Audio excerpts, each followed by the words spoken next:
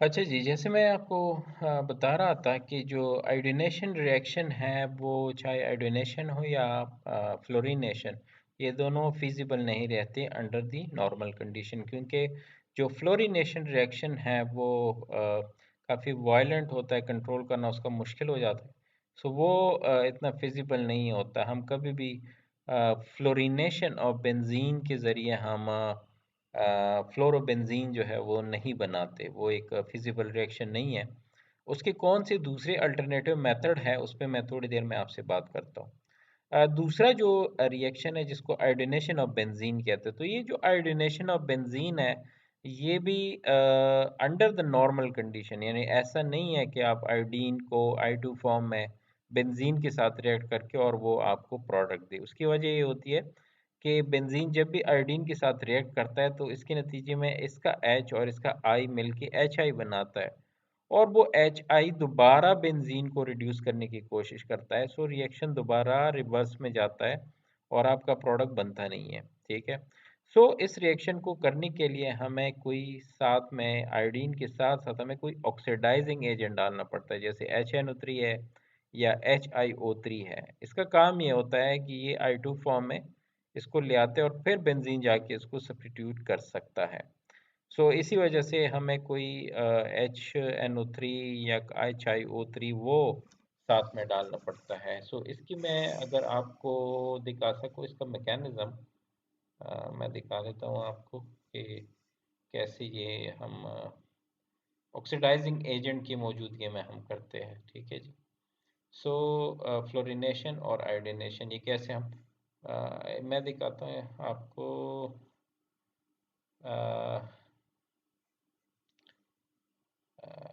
अच्छा जी, तो पहले हो जाए आयोडीनेशन। तो जैसे आप देख सकते हैं कि यहाँ पे अगर हम डायरेक्टली आयोडीनेशन करने की कोशिश करते हैं बेंजीन के साथ, तो फिर उस सूरत में ये होता है कि बेंजीन का HI बनता है और HI दोबारा रिएक्ट कर सकता है इसके साथ, जो कि दोबारा वही प्रोडक्ट आपको देगा। सो रिएक्शन जैसे आप डबल एरो से अंदाज़ा लगा सकते हैं, वो रिवर्स में आएगा और आपका प्रोडक्ट बनेगा नहीं।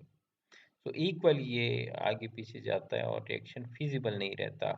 तो इसी वजह से हमें सबसे पहले कोई ऑक्सीडाइजिंग एजेंट डालना होता है। तो इस ऑक्सीडाइजिंग एजेंट का काम ये होता है कि जो इसके नतीजे में HI बनता है, वो HI के साथ ये ऑक्सीडाइजिंग एजेंट, चाहे HiO3 हो या HNO3 हो, इसका रिएक्शन ये होता है कि I2 दे देता है। वो I2 फिर जाके वो दोबारा क्या कर सकता है कि जब हमारे पास HI नहीं बनता तो I2 होता है, तो I2 जो है वो आराम के साथ बेंजीन के प्रोटॉन को, हाइड्रोजन को रिप्लेस कर सकता है। सेम जो है वो HNO3 के साथ होता है कि HNO3 से भी हमें हमारे पास I2 ही बनता है, जो कि रिएक्ट कर सकता है बेंजीन के प्रोटॉन के साथ, क्योंकि इसमें HI बनने का जो चांस होता है वो ख़त्म हो जाता है। दूसरे साइड पे इसमें भी हम HI को दूर करने के लिए हम कोई सिल्वर ऑक्साइड को भी यूज़ कर सकते हैं, जिससे HgI2 बनता है। उससे भी आपका जो प्रोडक्ट है वो HI जो है वो अवॉइड हो जाता है और जिसके नतीजे में आपका आयोडोबेंजीन बन सकता है। सो ये एक फिजिबल मैकेनिज्म इसके लिए हो सकता है। जैसे जो फ्लोरीन का मैंने बताया था कि फ्लोरीनेशन जो है वो आमतौर पर जो फ्लोरीनेशन का रिएक्शन होता है वो काफ़ी वायलेंट होता है और इसको हम हैंडल नहीं कर पाते। तो इस वजह से फ्लोरीन को बनाने के लिए हमें कोई दूसरा अल्टरनेटिव, यानी फ्लोरोबेंजीन, ये जो फ्लोरोबेंजीन है ये बनाने के लिए हमें कोई दूसरा जो है वो फिजिबल मेथड ढूंढना पड़ता है। इसका तरीक़ेकार ये है कि सबसे पहले आप बेंजीन की एमिनेशन कर दें, तो आपके पास एनिलीन आ जाएगा। अब एनिलीन जो है इसकी जब डायज़ोटाइज़ेशन होती है, तो डायज़ोटाइज़ेशन का मैकेनिज़्म वो क्या है, तरीक़ेकार कि आप HNO3 और HCl को जब साथ डालते हैं तो इसके नतीजे में इसकी डायज़ोटाइज़ेशन होती है। ठीक है। ये डायज़ोटाइज़ेशन होती है, यहाँ पे N2 लग जाता है, ये N2 प्लस। ये जब आपका बन जाता है ना HNO3 और HCl की मौजूदगी में, ये जो डायज़ोनियम सॉल्ट बनता है, इस डायज़ोनियम सॉल्ट को आप इस वाले एसिड के साथ ट्रीट कर सकते हैं, HbF4 के साथ। अब क्या होगा कि ये HbF4 के नतीजे में ये इनके साथ एक कॉम्प्लेक्स बनाता है और बाद में जो N2 जो है वो नाइट्रोजन गैस की सूरत में निकलना शुरू हो जाता है और इसका जो एक फ्लोरीन है वो बेंजीन रिंग के साथ लग जाता है। सो ये एक मेथड है जिसके ज़रिए से आप फ्लोरोबेंजीन जो है वो बना सकते हैं, बजाय इसके कि आप डायरेक्टली इसकी वो करें। सो फ्लोरिनेशन के लिए सबसे पहले आपको डेजोटाइजेशन करनी पड़ती है in presence of the sodium nitrite HCl।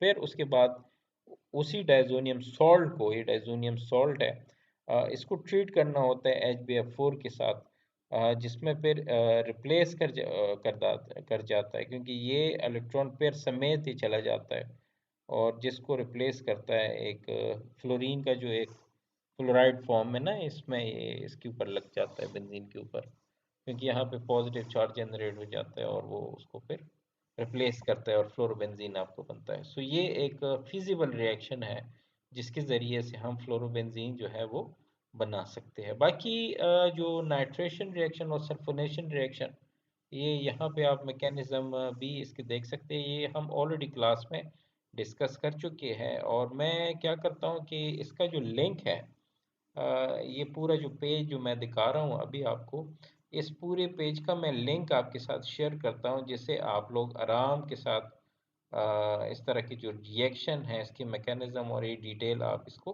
देख सकते हैं। ये सारा कुछ इसमें बड़ी डिटेल में दिया गया है। आप लोग इसको अच्छी तरह से इसको पढ़ सकते हैं, इस पूरे पेज को। सो बड़ा डिटेल में इन्होंने मैकेनिज्म दिया है इस पे। मज़ीद कुछ जो आपके काम की चीज़ें हैं, ये मैं चाहूँगा कि आप लोग इस तरह की जो न्यूमेरिक इस तरह की जो रिएक्शंस है प्रैक्टिस के लिए आपके लिए बड़े अच्छे हैं। सो आप लोग इस पे प्रैक्टिस कीजिएगा कि अगर आपके पास एक और तो पैरा डायरेक्टिंग ग्रुप लगा है, सब्स्टिट्यूएंट लगा है, वो इलेक्ट्रॉन डोनेटिंग है कि विदड्रॉइंग है, तो उससे प्रोडक्ट क्या बनेगा, ठीक है, वो प्रोडक्ट आप बनाते जाए और इस पे प्रैक्टिस करें और एग्जाम में भी इस तरह की चीज़ें आपको देखने को मिलेंगे। मैं ज़रा ये इलेक्ट्रॉन डोनेटिंग और विदड्रॉइंग ग्रुप पे डिटेल पे बात करना चाहता हूँ। कुछ रिएक्शन मैंने जो ऑलरेडी अभी थोड़ी देर में पहले सेव की थी, उसमें मैं आपको कुछ उसमें से दिखाना चाहता हूँ कि एक्टिवेटिंग और डीएक्टिवेटिंग ग्रुप कौन से होते हैं। सो जो एक्टिवेटिंग और डीएक्टिवेटिंग ग्रुप होते हैं, इसकी निशानी कैसी होती है, इसको हम कैसे पहचानते हैं। सो जो इलेक्ट्रॉन रिच होते हैं, जिस तरह NH2 ग्रुप है, उसके ऊपर नाइट्रोजन के ऊपर लोन पेयर होता है, या NH2 ग्रुप के साथ साथ उस पर कोई अल्काइल ग्रुप भी हो, दो अल्काइल ग्रुप, तीन अल्काइल ग्रुप, OH हो। सो ये सारे के सारे एक्टिवेटिंग ग्रुप कहलाते हैं। एक्टिवेटिंग क्यों कहलाते हैं? क्योंकि इसमें इलेक्ट्रॉन डेंसिटी ज़्यादा होती है सेंट्रल एटम के ऊपर, जो कि डोनेट की जा सकती है बेंजीन को, और ये इलेक्ट्रॉन डेंसिटी स्पेशली ऑर्थो और पैरा पोजीशंस पे फैल जाती है, रिज्यूम हो जाती है, जिसकी वजह से ये सारे ग्रुप्स बेंजीन को कमिंग जो इलेक्ट्रोफाइल होता है उसको ऑर्थो और पैरा पोजीशन के ऊपर डायरेक्ट करते हैं। मतलब कि अगर ऑलरेडी ये इनमें से कोई सा भी ग्रुप बेंजीन के ऊपर मौजूद हो, सो वो कमिंग इलेक्ट्रोफाइल को डायरेक्ट करेंगे towards the ortho and para position, ठीक है। इस वजह से इसको कहते हैं activating groups. On the other side अगर आप इन ग्रुप्स को देखें जिसमें कि नाइट्रोजन के ऊपर triple bond, nitrogen triple bond के साथ एसोसिएटेड हो कार्बन के थ्रू, और फिर सल्फोनिक एसिड ग्रुप है, RCOOR ग्रुप है, अल्डिहाइड है, या एस्टर ग्रुप है, ये सारे के सारे वो ग्रुप है जो कि, या इसके अलावा nitro group, NR3+ group, halides है ज़्यादातर, ये सारे के सारे ग्रुप ये डीएक्टिवेटिंग ग्रुप कहलाते हैं, क्योंकि ये इलेक्ट्रॉन डेंसिटी को खींचते हैं बेंजीन से। सो जिसकी वजह से जो इलेक्ट्रॉन डेंसिटी है वो ऑर्थो एंड पैरा पोजीशन पे कम हो जाती है, जिसकी वजह से कमिंग जो इलेक्ट्रोफाइल है उसके लिए फिजिबल पोजीशन जो होगा वो मेटा ही रह जाता है। इसी वजह से ये सारे ग्रुप मेटा डायरेक्टिंग कहलाते हैं। जो एक्टिवेटिंग ग्रुप है वो ऑर्थो पैरा डायरेक्टिंग ग्रुप कहलाते हैं और ये मेटा डायरेक्टिंग ग्रुप कहलाते हैं। सो ये इनकी एक लिस्ट है, जो इसके हम आगे इसके स्पेसिफिक एग्जांपल्स इसकी और इनका मैकेनिज्म देखते हैं अगली वीडियो में।